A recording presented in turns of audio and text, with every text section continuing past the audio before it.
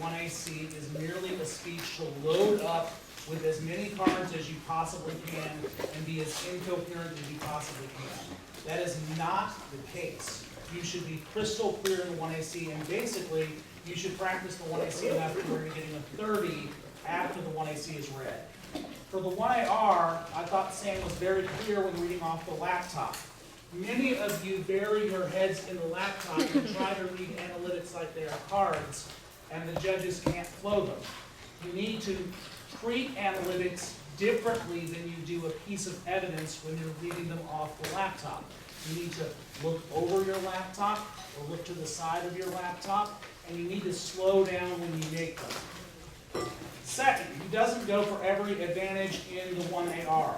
As a general principle, the 1AR should probably pick an advantage because the block has 13 minutes versus your 5 minutes of arguments. So if you have two advantages, you should probably kick one of them in the 1AR so you can get back some of the time trade-off. He also does a good job on evidence indictments. I'm going to talk about this more with some other speakers, but the lab leaders talk to you about the formula of extend your own evidence, attack their evidence, and read new evidence. If you're looking for attacks on the evidence, I think you can look at this debate and see a lot of attacks on the other team's evidence. Okay, 2AC. Again, it's crystal clear. I think that one thing you should take from this debate is that in high-powered, big debates, you will be able to understand everything that the debaters say. I feel like the deeper you go, at least in college elimination rounds, the better you're going to be able to understand what happened in the debate. It might take you longer to make a decision, but you will understand what occurred in the debate better because the debaters will be so clear. I also thought there was a good balance of time on various issues. If you go back and look at your clock during the 2AC, you can see that he didn't overcover one scenario off the case at the expense of other scenarios. There was even coverage on everything. And third, he was willing to kick parts of an advantage. Remember, he kicked the partisanship and polarization parts of the advantage in the 2AC. Again, because the 2AC needs to spend time on the off case, they need to be efficient on the case, and they can jettison portions of the case that are not very relevant.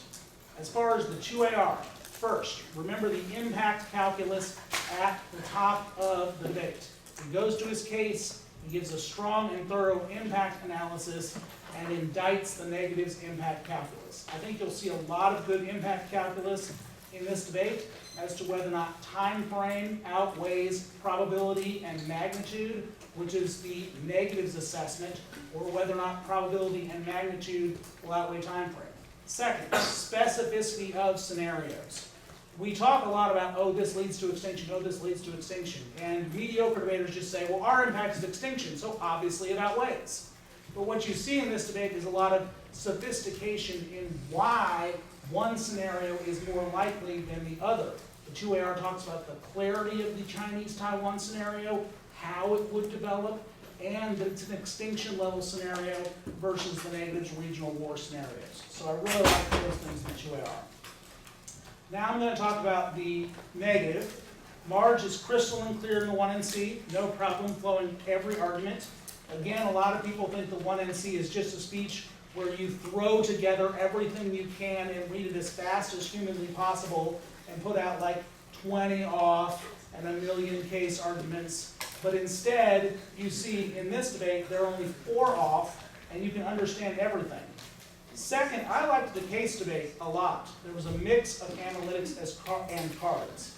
I know that as a 46-year-old, I may appreciate that more than some younger judges appreciate that. But I like the fact that there are initiated attacks on the advantage that make logical sense that you don't need a card for. Furthermore, one thing she does is she'll make an analytic, read a card, make an analytic, read a card. You don't want a long list of analytics in a row because the judge can't flow those. For the 1NR, I thought the overview to the disadvantage was excellent. It contained both an impact calculus with time frame as the critical magnifying effect and a turns each advantage analysis. So she went through and said it turns US-China war, it turns presidential powers.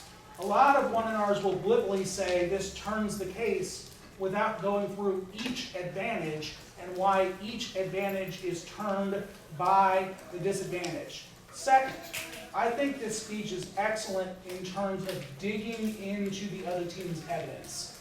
If you want an example as to how to indict other team's evidence, I think this 1NR was excellent. And if you were ever confused about that, you can go back and watch the tape of this 1NR to see the argument she makes against the evidence. For example, she says their evidence just says poison pills are possible, not that they're coming. Their evidence only assumes the stock market. Their evidence just proves Trump PC is necessary for the deal. The 1NR should read the other team's evidence and make indictments. You have 11 minutes of prep time for the 1NR. You have all 8 minutes of your partner's 2NC, which you should not be flowing, and the cross X of the 2NC, which you should not be involved in. So you get 11 minutes of prep time for a 5-minute speech. You should be very thorough about reading all of the evidence on a disadvantage or whatever you are extending and make thorough indictments for it. Furthermore, she doesn't go for every argument on the case. She's willing to pick and choose the best arguments, and this economic interdependence argument becomes super relevant as the debate goes on. Okay, talking about thorough. The first cross-ex was excellent. It was very substantive. A lot of people will say, yes or no, tell me this, yes or no, does your plan do this, yes or no? Those are terrible questions to ask. You should instead be letting the other team talk and be thorough and sophisticated in your questions. Furthermore, if your first cross-ex question is, did you read this card that's in the speech document? Because you weren't paying any attention to the speech that was actually happening. Again, your credibility in the cross-examination has just plummeted in the eyes of the judge. You should be thinking about substantive questions. You know every act that's being run at the 4-week tournament. And you should spend the time to think of what you're going to say in the cross-ex. Write it down. Type it into the computer. Whatever you kids do these days, make sure you have a list of questions you're going to ask of the cross-examination. There was also efficient prep time use before the 2NC. He had 5:30 on the clock after prepping for the 2NC. Neg teams should save 4 minutes of prep time for the 2NR. We could have a long extended discussion as to whether or not the 1AR or the 2NR is the hardest speech in the debate. But be sure that the 2NR is very difficult, and you need a lot of prep time for the 2NR. You should be saving at least half your prep time for the 2NR. Top of the 2NC. He talks explicitly about how the counterplan solves each advantage. He doesn't just generically identify counterplan solves the case. Remember, he goes through. He says the counterplan solves the China-Taiwan war advantage. The counterplan solves the presidential powers advantage. Very specific in that analysis. I'll comment again that he doesn't read analytics off the computer like cards. He backs up, talks to the audience over the laptop while doing that. Does a good job attacking the cards of the other team. Remember, he indicts the call card as being someone who's looking for money and pledged for money at the bottom of the card. And we get the indictment of the Webster's definition on topicality, that they skipped over like 3 definitions before they read their definition. All of these things are very thorough indictments and give you examples of the kind of thing you should be doing in the debate. The block split is reasonable and makes sense. Marge has a disad with 4 answers and 1 advantage to cover. 2NCs don't give your 1NRs too much to do. If the 1NR is not very good because the 1NR had too much to do, that is not the 1NR's fault. That is the 2NC's fault. You are the captain of the negative ship, and you need to give your partner a reasonable number of things to do. 2NR, thorough impact analysis and turns case at the top. I think this was some of the best impact calculus and turns case, turns disad that I've seen in quite some time. Explained the different impact scenarios, talked about loose nukes, talked about terrorism, not just a glib, our impact is extinction, their impact is extinction, very specific on things. Willing to concede arguments to take advantage of them. Remember all those spillover arguments he concedes to take out the solvency for the half? That's a good example of conceding one thing to your advantage. And in-depth explanations on the war debate at their central thesis. I think this is an excellent debate. I encourage you all to go back over the debate on the camera, and I also encourage you to go over your flows carefully. Now, your job is to decide who you think won this debate. You have all the documents in front of you, so look over your flows carefully, but let's give them one last round of applause before we go.